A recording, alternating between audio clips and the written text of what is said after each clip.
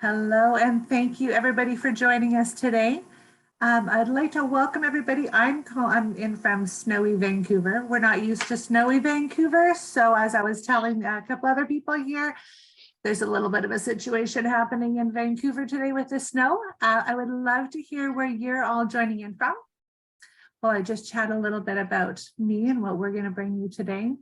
So in the chat there, let me just see. Number one, make sure that in the chat you've got hosts and panelists noted there so that everybody can see your comments and where you're coming in from.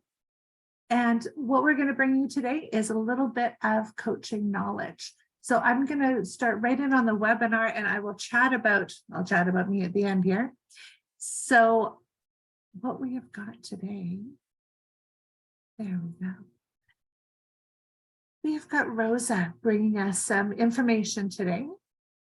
Rosa's going to talk about safety in your coaching session, how that looks, what you can do to, what skills you need, et cetera, et cetera. But Rosa, as you can see from her fabulous biography right there, she's got experience in a lot of different industries, both with individuals as well as fellow coaches as a mentor coach. Rosa, did you want to tell us a little bit about you and a little bit about what you're going to bring us today? Sure. Welcome everyone. As both Jeanette was saying and Stephanie had put in the chat, tell us where you're from, because this is a kind of a two-way, as you're, if you're watching the recording that you get later, sure, you can't put that in, but this is one of those two-way information sharing. Sure, I'll have a lot of information, but I also want to hear from you, and I love the questions. So we'll talk about that in a second. I'm Rosa. I have been a coach for over a decade. I am a mentor coach. I'm a coach educator, in addition to, a bunch of other titles like mom and partner and daughter and a lover of R&B, especially the 90s R&B. So you'll know that a little bit about me. So here's what we're going to talk about today. So I'm going to get like my face off. It's a beautiful photo. Actually, I think one of the participants today is the one who took that photo. So thank you. Jeanette, I'm going to ask you just to, great, about me. Put me up there. Now I want to make sure that I have the right view, but whatever. Here's what we're going to talk about today. Here's what I would love to share with you today. We're going to, as Jeanette mentioned, talk about safety in coaching conversations, safety in general in conversations. I don't want to talk about big, large safety, what it is, why it's important, especially now, what it enables in those conversations. We're going to talk about how to maximize safety, especially up front. But also in the conversation as a coach, leading the conversation, also how to know if it's been impacted, how you might know, and then what to do about it. So that's, the goals of what our next, let's say 57 minutes together is. Here's my intention. Here's our intention as the hosts is to make this a bit of a conversation. I know it's limited because I get to hold the mic. I have the privilege of holding the mic, but I also want to hear from you. We have I see it popping up that we have you sharing where you're zooming in from. But I also want your questions. I want to make this relevant to you. I want to make it practical for you. You could be anywhere in the next hour and you chose to be here. So I want to make this valuable for you. So throw your questions in the chat. We're going to be monitoring it. I will try to answer everything. We'll be monitoring that chat. You'll also be getting afterwards, you'll also be getting an email with the recording.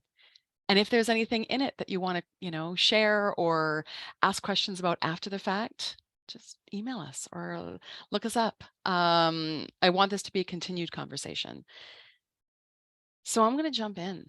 And let's talk about safety a little bit. So I'm going to ask Jeanette to put just that first slide up where we talk about what is safety? What am I meaning by safety when I'm talking about it in our context today? So if you were to, sometimes I date myself by saying, if you were to open a dictionary, and I know most people don't open dictionaries right now, but if you were to Google, let's just say Google the definition of safety. It's the absence of danger, right? It's when you think about it as the absence of danger.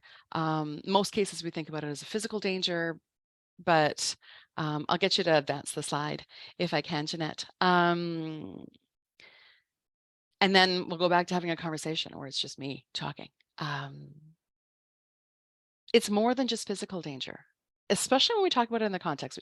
Physical danger, psychological, safety, danger, emotional safety. In our context together today, here's what I mean by safety. Especially in that coaching conversation, it's the space. It's a space where someone feels comfortable enough to share struggles, to share ideas, maybe, those crazy ideas, those big ideas we have,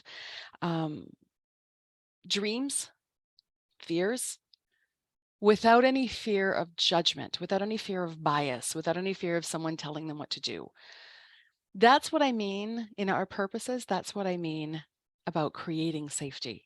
It's creating that space where someone can come in to that space and share and show up as themselves without fear of repercussion, without fear of judgment, without fear of saying, Carly, we're going to get there.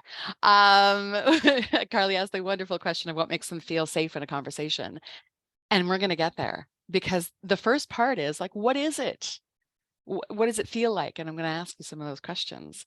But one thing I do want to mention is safety is relative. Think about a place where you feel safe. Not everybody feels safe there. Think about it. Safe places, home. Some people feel like that's my safe place is home. Others don't feel safe at home. Places of worship, people feel really safe there. Others don't. Work, you can name any place, any conversation. I may feel something is safe, you might not. So this is also respecting that it's relative. And it can also change depending on the conversation. An example.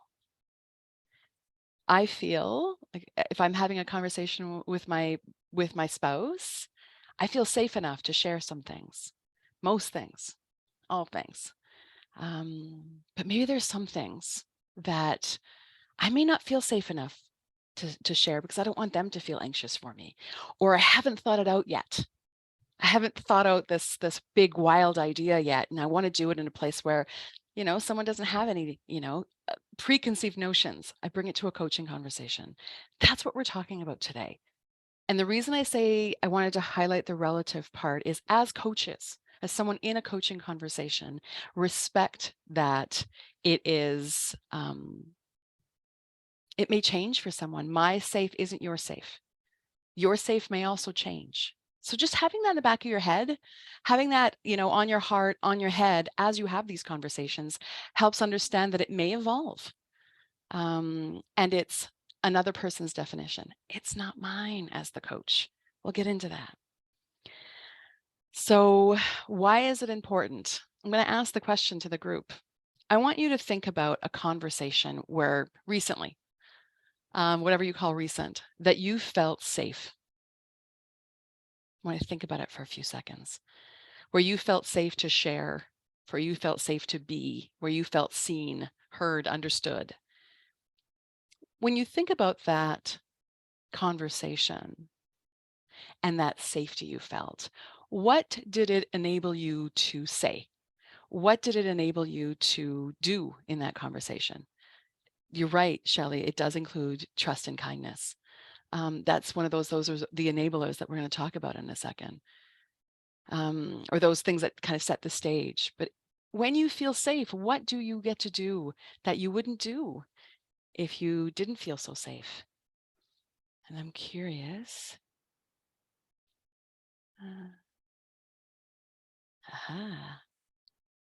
Sorry, now I'm like, I had to find the chat because everything's like cool and happening in the chat. I was, Judy, am I saying Judith? I was I was able to open up and speak my truth and go into depths about me, my emotions, my reflections. Yes, be vulnerable, be yourself, feel comfortable. Um, oh, I'm missing stuff. And if I miss anything, that's what it enables. Creating a safe space where someone is, not in fear of getting, of being judged. They can just speak. That's when someone brings their whole self.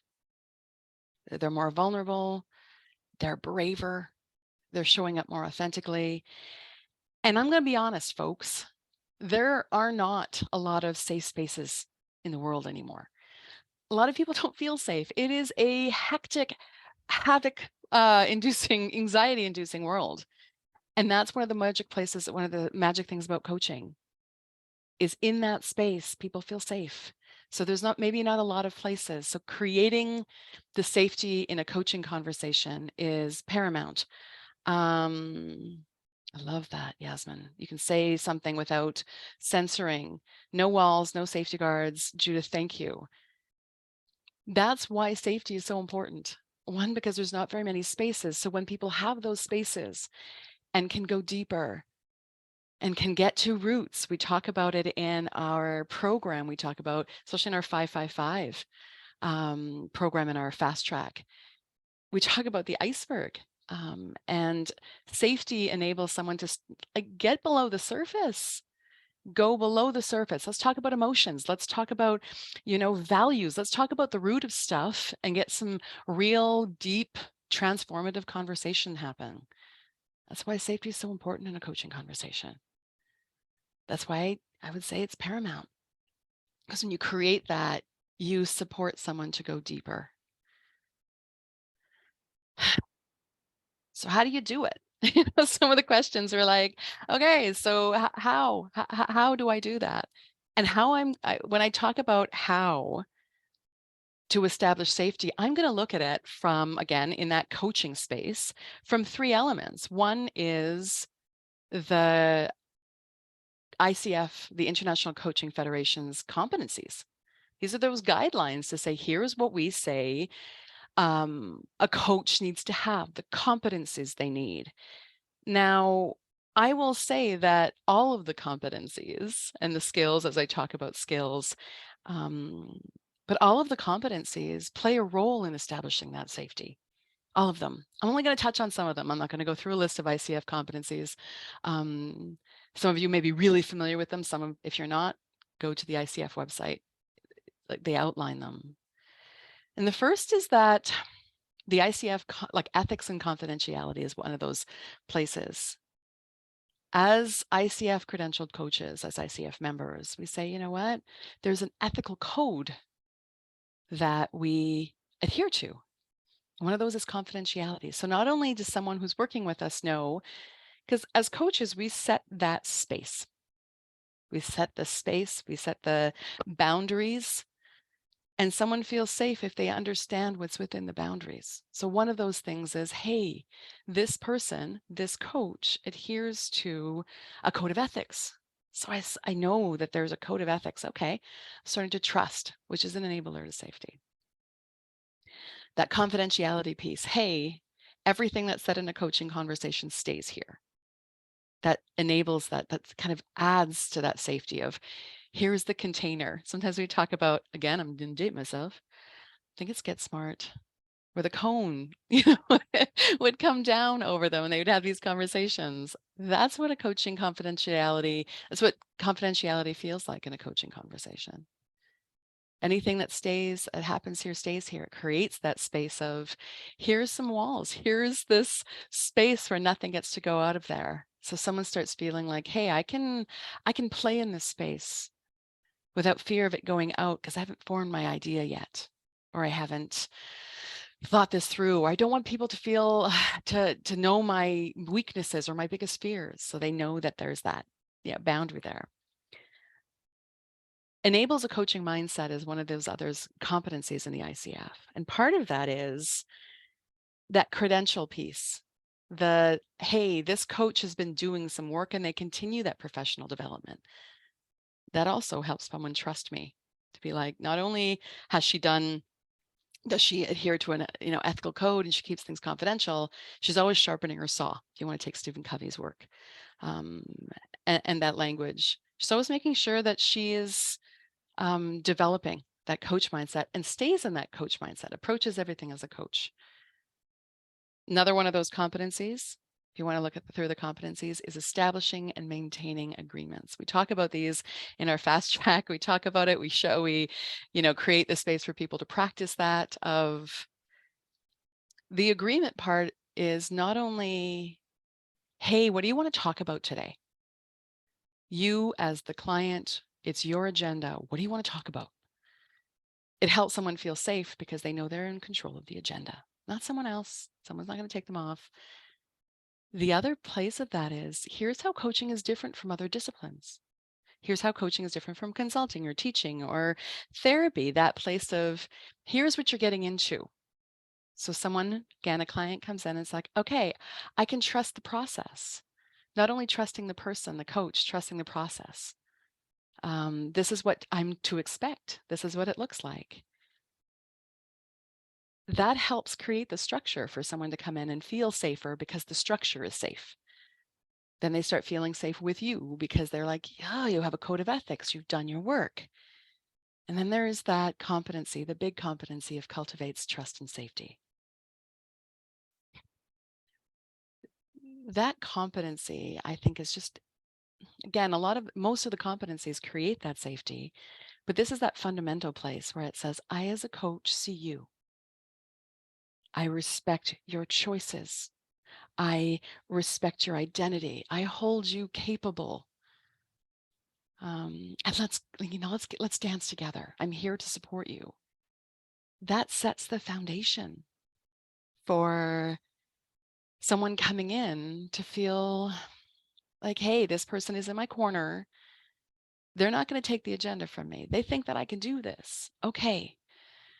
Then they start, again, that safety. They start to feel safe around you. They start to feel safe with you and in that space. And that's where that trust piece comes in. Okay, I trust that you have my back without judgment, without my own biases as a coach coming in. That's where that cultivates trust and safety competency is so important. So those are sort of those things of, here's what the IC of competencies of, here's what we can do as coaches to set the stage. We'll talk about it in a few seconds, like in the conversation, but here's those things where we share up front, whether it's, at the beginning of our coaching engagement as part of, a coaching program, or in a conversation. It's like, confidentiality is reiterated. What do you want to talk about is reiterated.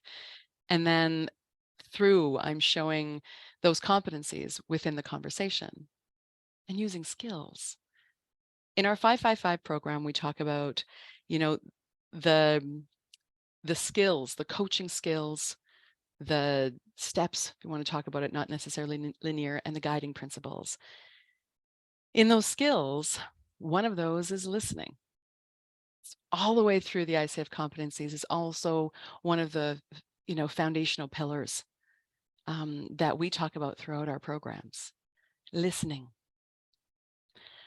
When my son was younger and we watched a lot of Sesame Street, there was this part where they talked about full body listening in a way that I found just not only joyous, but easy to understand. We talk about like levels of listening.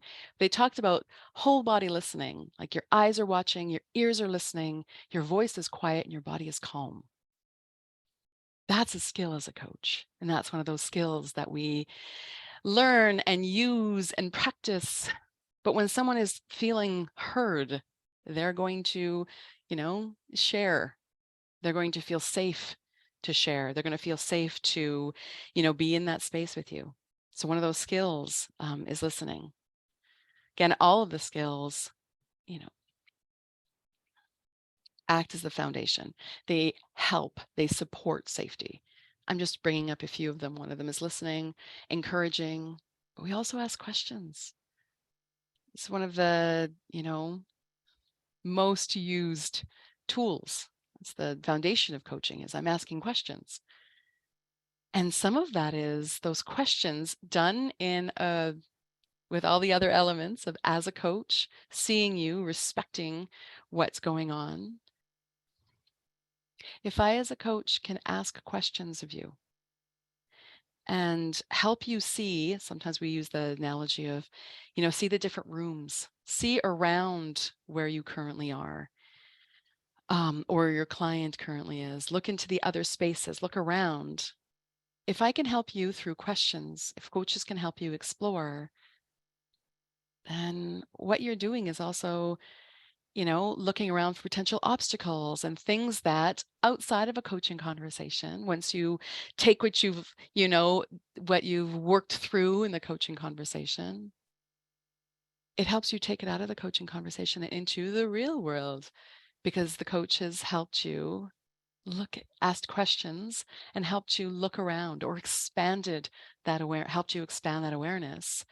So it helps actually make you feel safer when you take whatever you're taking into, potentially unsafe or less safe or whatever you want to call it. So questioning is also a skill.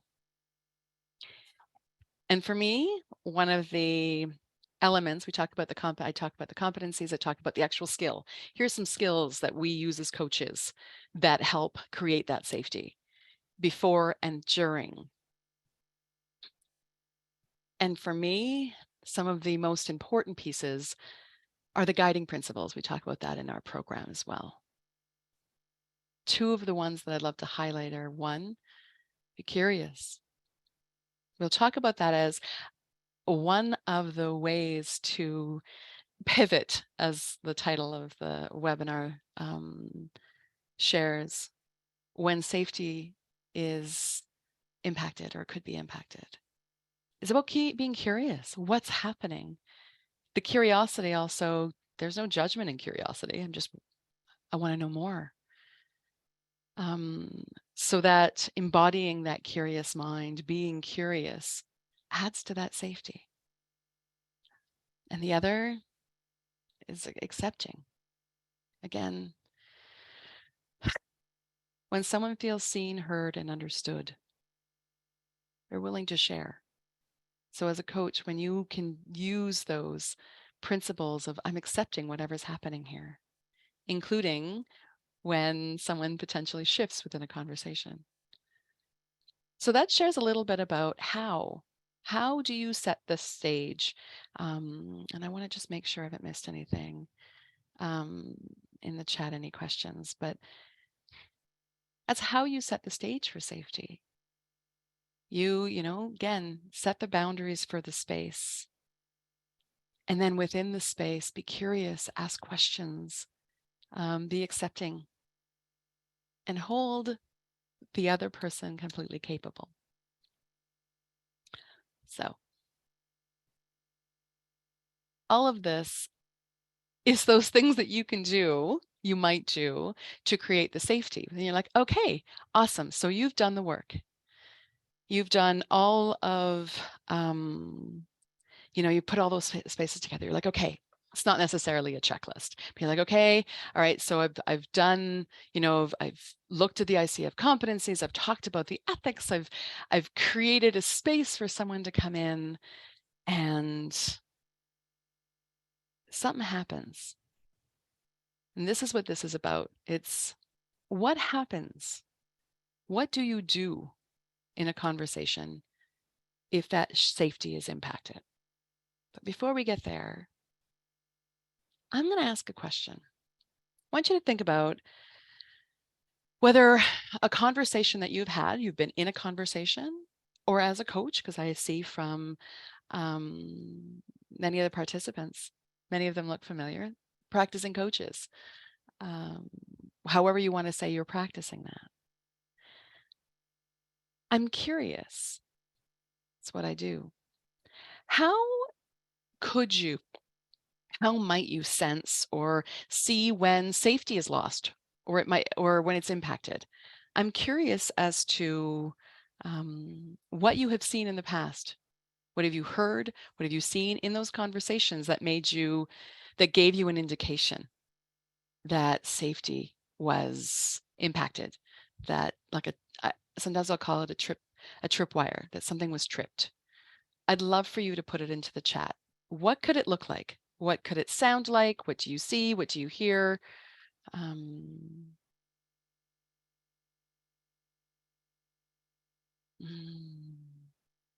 Carly, I love this.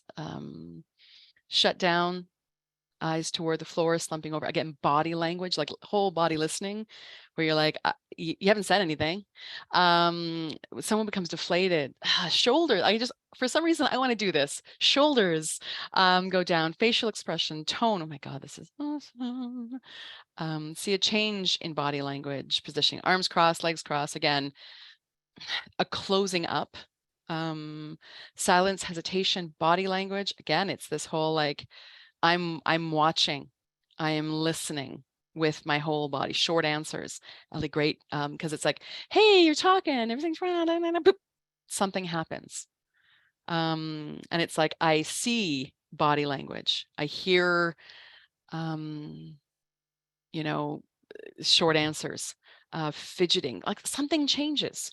Not even answering on topics. Tone may change. So I'm using my whole body, going back to, that, full body listening. I'm using that to just watch change. I love this. Is no longer engaged. Thank you, everyone. This is a few moons ago when I was an internal coach in a large organization. I was working with several of the leaders in our organization. I love that. I don't know, Judith, that's great. I don't know, repeated over and over again, especially when it's added with other things that you've seen.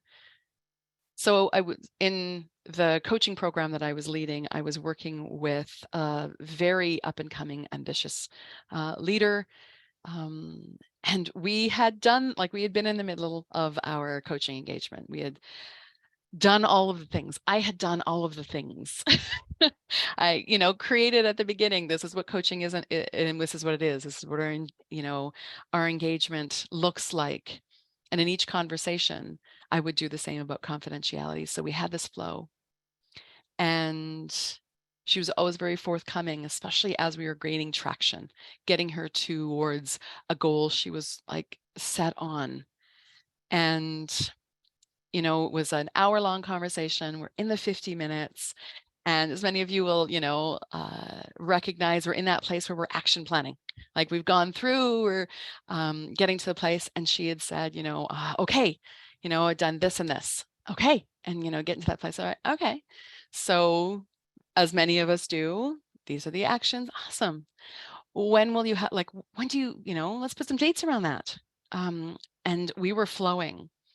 And then I had said, and who can help you with that?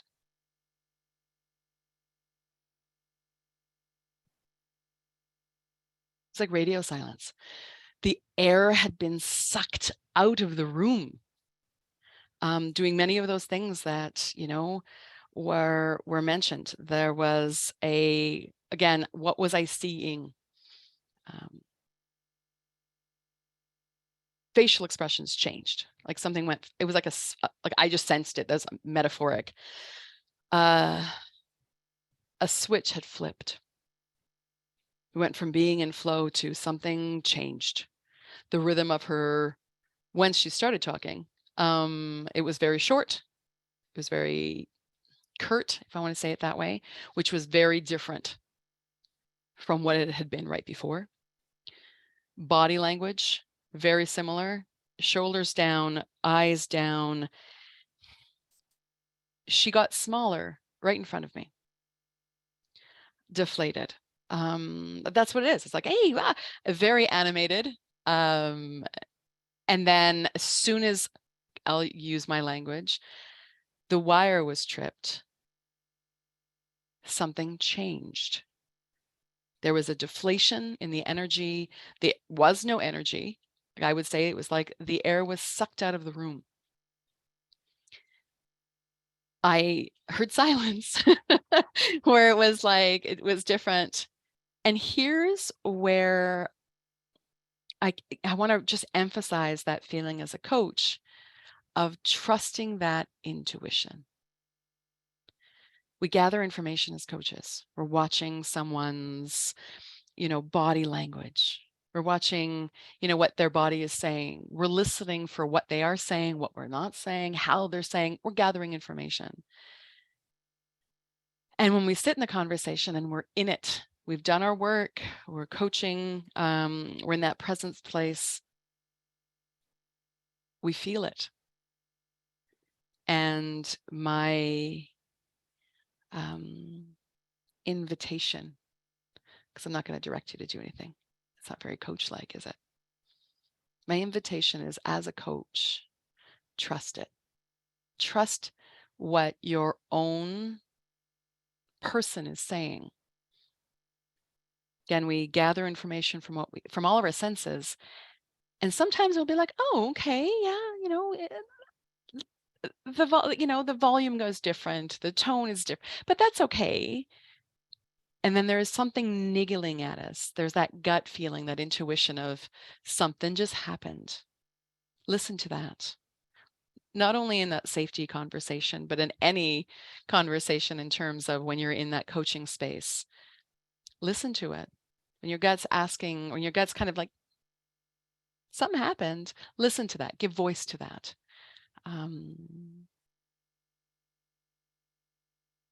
So those are those are indications. Those might happen. Everything is different. Someone is very different. We were chatting in a class about safety recently, and someone said, like, when I feel anxious, they were talking about themselves in that chair.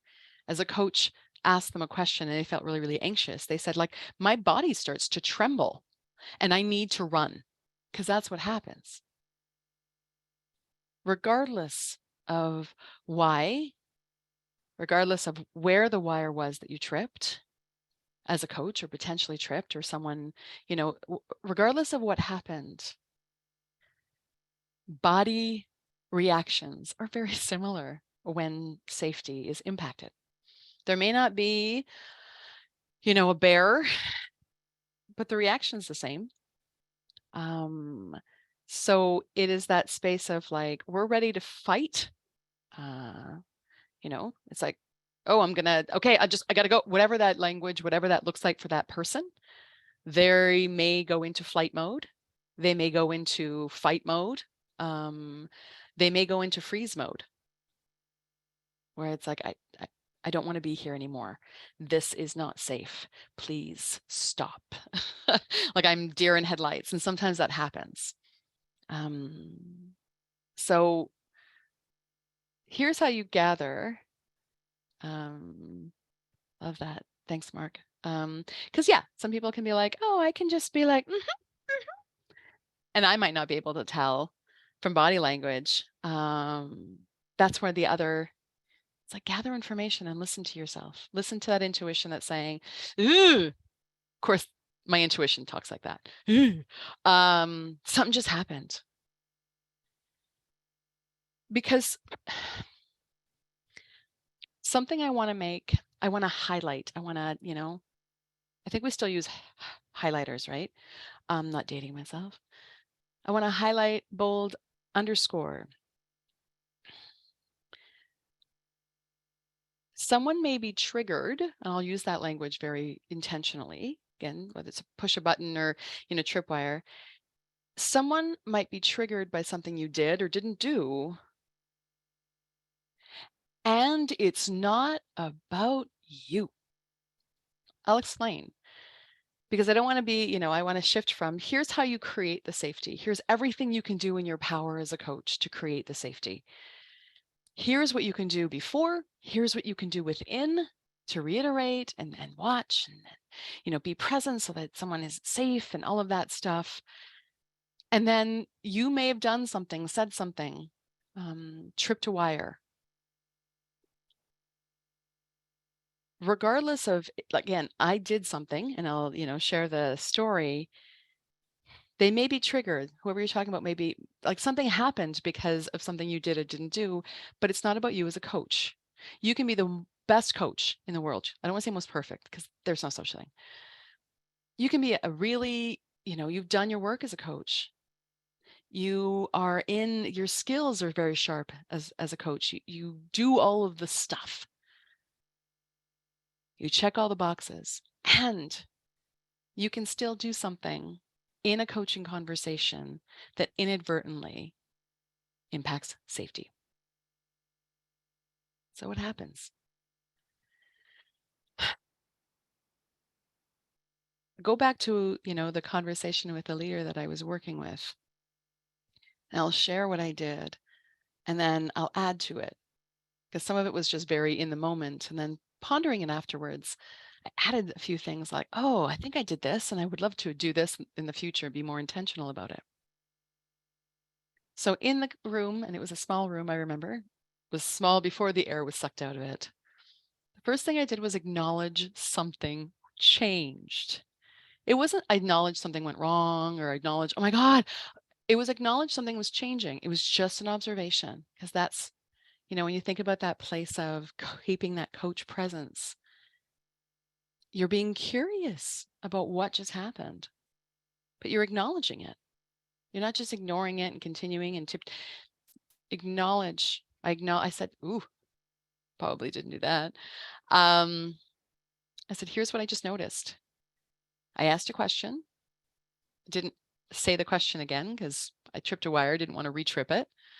So I asked a question, and here's what I noticed. I noticed your demeanor changed. I noticed your posture changed. Here's how I felt, that the air had been sucked out of the room. So the first place was to acknowledge it. The second is to check in and be curious. Now, here's where that work that you do as a coach is so important. That, do your own work as a coach. Understand where your triggers potentially might be, your biases. We talk about this a lot in our personal groundwork course as part of our fast track. Is understanding yourself helps you stay present. Understanding what causes me anxiety, where my triggers are, helps me stay present for the other person, because that's the point. But here's where that presence, the skills that we bring, the work that we've done as coaches, here's where it pays off. Because we need to continue to hold the other person capable. And we want to create safety as quickly as possible. We want to bring that safety back in.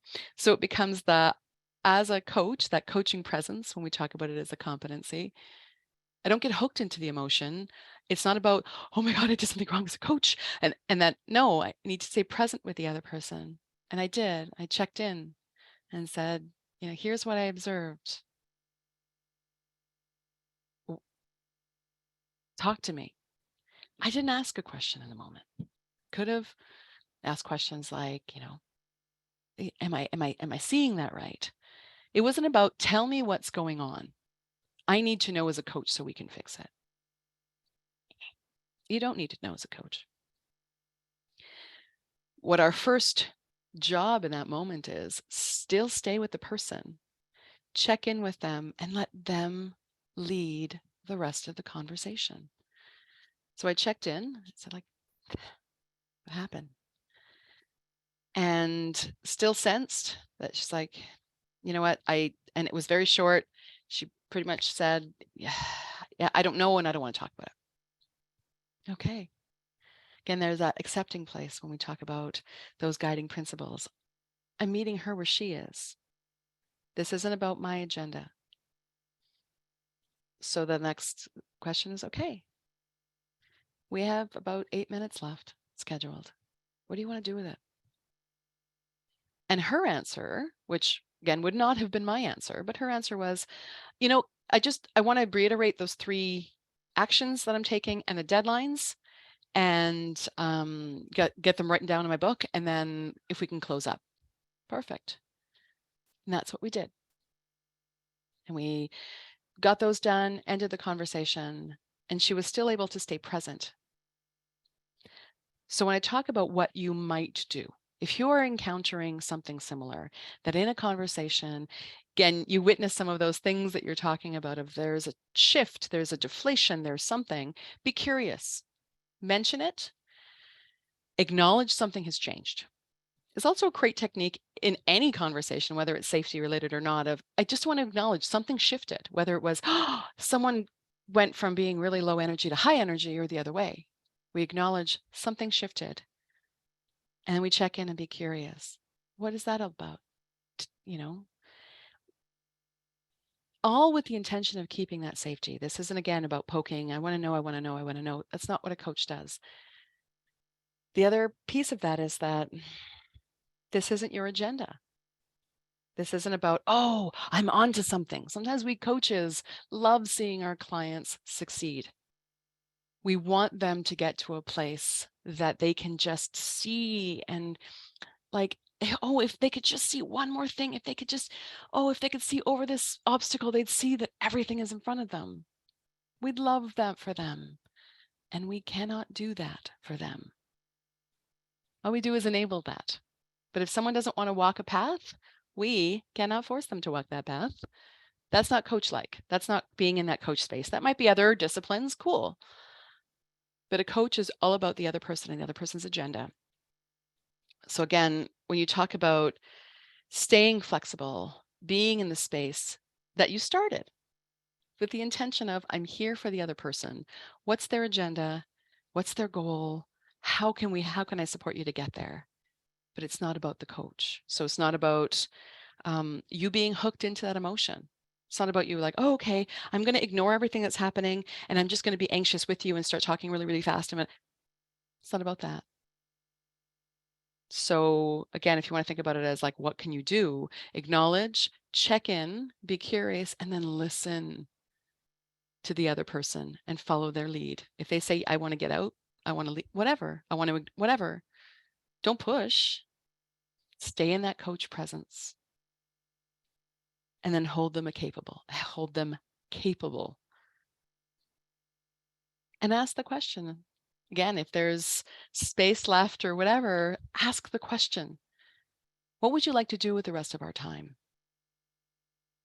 And for some people that might, be an easy question, but again, there's that depending on the time, if it's at the beginning of a coaching conversation at the end. So once you've, acknowledged and checked in with yourself and made it completely about the other person, there's also, the opportunity to reiterate some of those things that you've done to create safety. I want to make sure you know it's a confidential conversation. Oh, this seems big. We don't have to talk about anything we don't need to talk about. You don't feel comfortable talking about. This is your space. I see that this is causing you distress. In some cases, it might just be like, we can put a pause on this and come back at a later time. If you see that someone is really struggling, give them an out. But use those skills you already have and reestablish the safety. So acknowledge, check in, coach present, again, keep them capable, reestablish safety. Like if something has happened and again, acknowledge that it's happened, reestablish that safety. And then if the person, again, following their lead, if they say, okay, no, just, I don't want to talk about that. Can you put the mirror down? They'll use different language where you realize, okay, they still want to be here, but that's a room we're going to keep locked right now. And I'm not going back in that room because it's off limits to me as a coach. The other piece of skill that you want to take from your competencies that you can do is reestablish the goal for your time together. So very similar to what you do at the beginning of a conversation. Hey, what do you want to get out of the conversation? Why is that important? What does it look like? What will it give you? Those elements of creating those agreements at the beginning of a coaching conversation, that can be done at any time. So if, again, in a conversation, if you've done, everything you've been in and someone says, you know what, yeah, I don't want to talk about that. Can we focus here? Then get curious in that space and say, okay, so with our remaining time together, say you want to focus here, what's the goal? What do you want to get out of our time? Why is it important for you to be there? Like, what's important to you about that? What would you love to have at the end of our whatever time we have together, what would you love to have that you don't have now? Why is that meaningful to you? So reestablish that contract for your time together. You can do that. And that's another element of re-anchoring the safety. Because if someone feels unsafe in a conversation, you pushing the fact as a coach, but if you just, it's going to make them completely unsafe. So it's the, hey, I'm holding you capable and you're leading this agenda. So come back and reestablish the agreement to kind of, if there's any, I'm going to use it because it's like blizzarding out my window and it's really icy. But it's very similar to when you're in a car and it starts to like move and you're like noticing, you're like, oh goodness, we're sliding. So it's the first thing, it's like, okay, acknowledging something's going on and reestablishing that safety. And then it's reassessing. What do you want to do at the time? Do you want to continue to your destination? Do you want to get off the road? Do you want to turn a different way? And we as coaches maintain the safety of, again, the boundaries of our coaching relationship. We maintain the space and we follow their lead. So I'm going to pause there because that was a lot of information. And I want to hear, because I probably missed something in the chat, but I want to hear what is resonating for you. What is, what comes up when I'm having these conversations before I turn it to Jeanette and we kind of do our thing. What's coming up for you as you hear this? What else can you add to what I've shared? How have you used it? Those are stacked questions. And I'm going to share them anyway, in the event that one of those questions resonates for you more. So I'd love to hear from you. I'd love to hear what is coming up for you.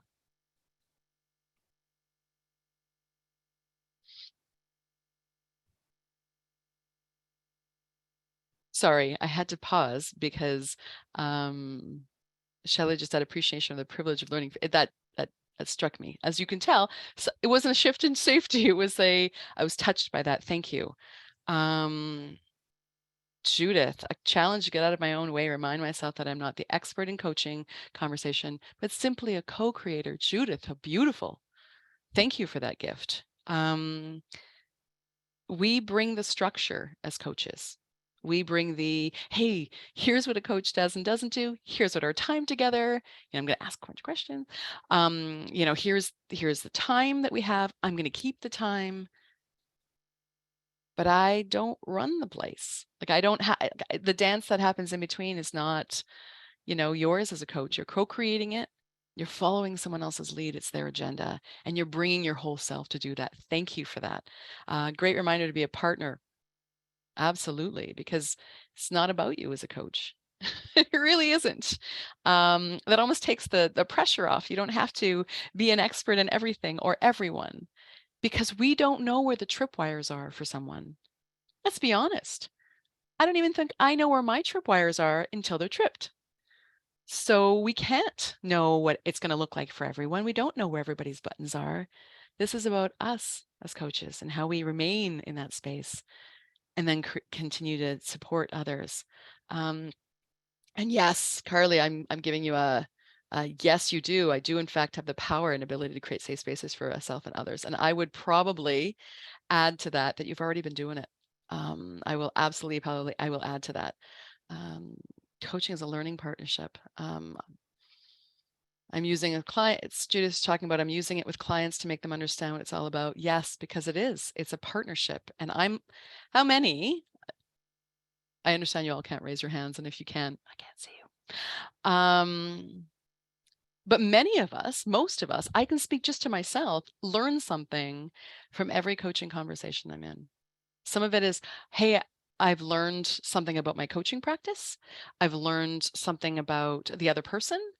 I've also learned about myself in terms of like, hey, how would I answer that question?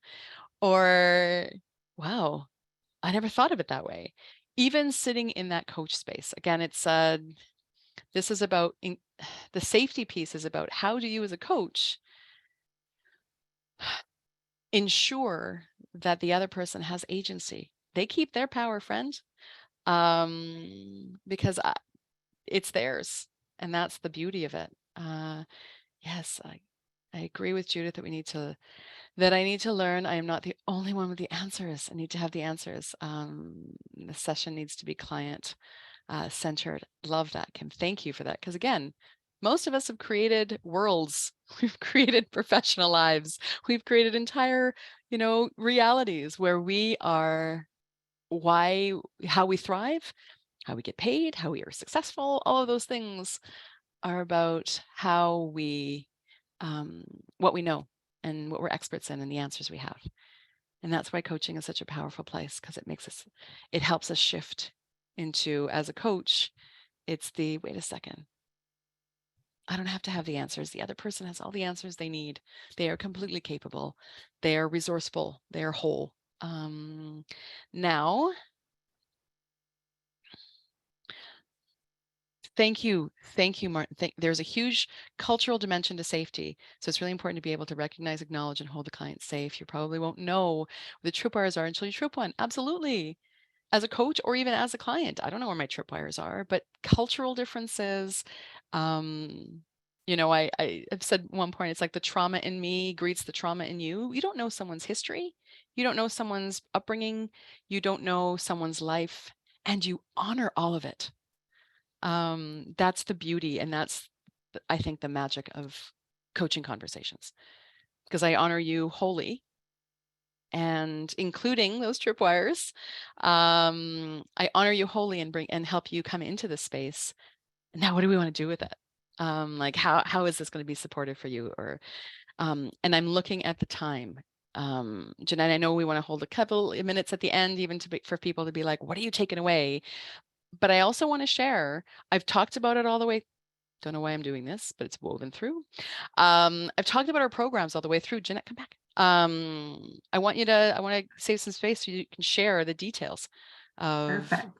what I was talking about. Thank you. First of all, knowing even what we had talked about, the topic today beforehand, I love the fact that it was also, not more, but also about trusting the process, about using the process, trusting the process, and staying in the process for the benefit of your client, and knowing that we know those steps like you talked about. So thank you for that. I love the examples and the real life situations really made it come alive a little bit more.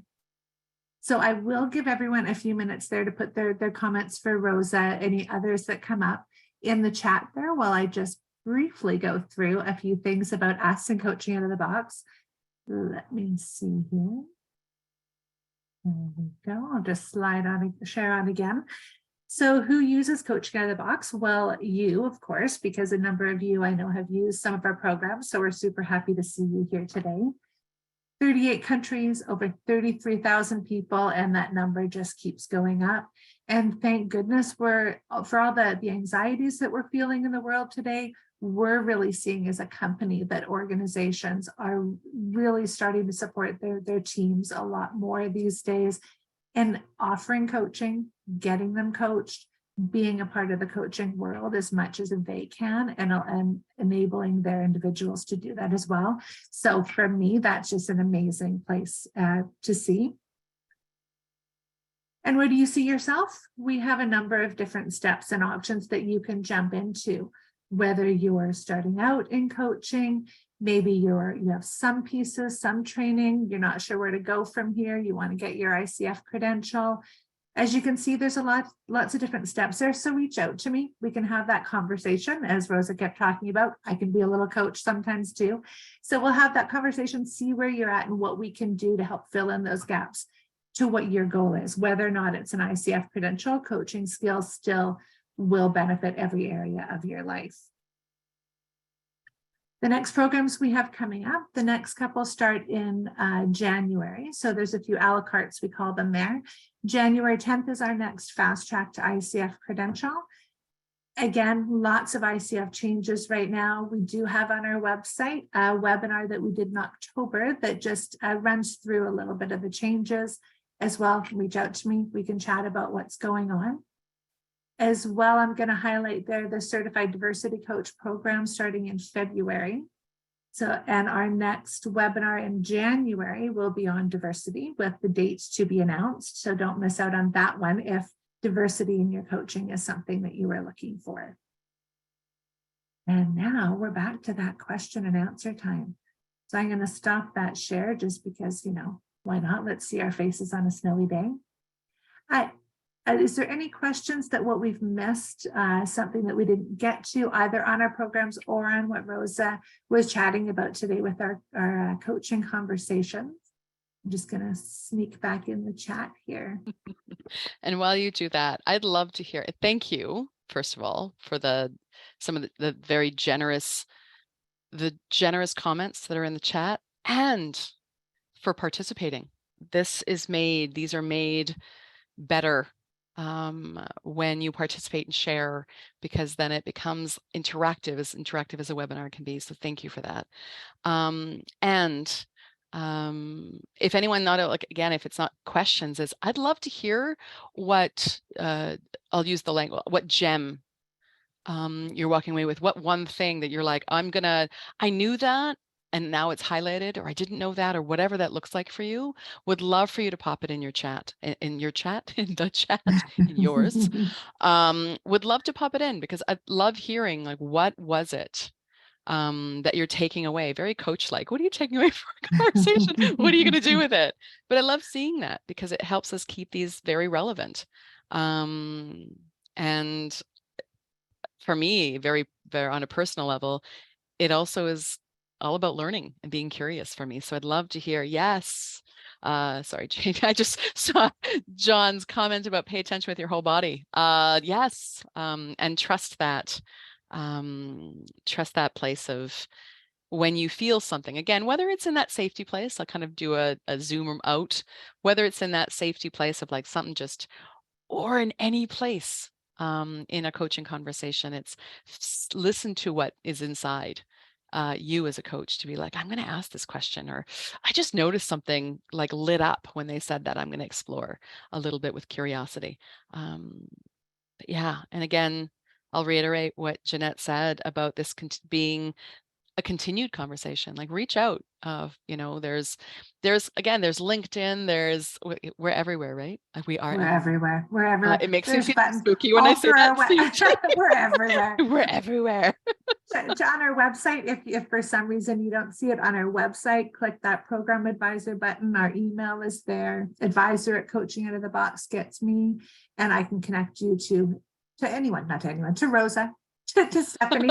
Thank you, Stephanie, for being my backup on the tech side in the background there, as always, making me feel safe. Look at that. How's that for a little wrap up?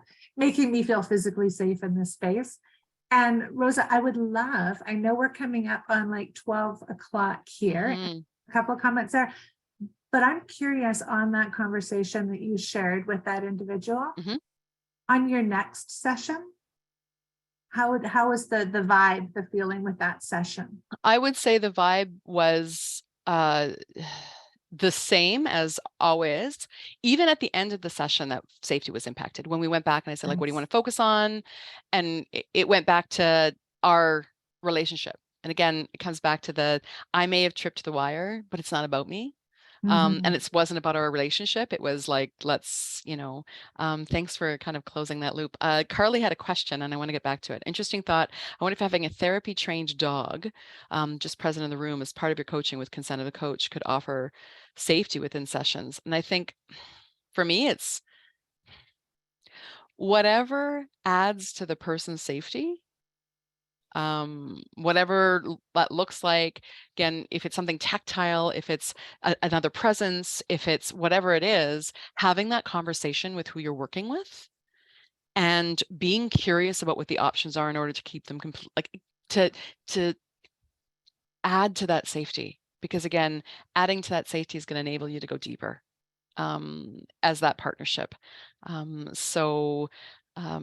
Again, there's that thought of here's one of those ideas, to start a conversation with the client. But again, it's all led by the client. Great. Thank you for all of this.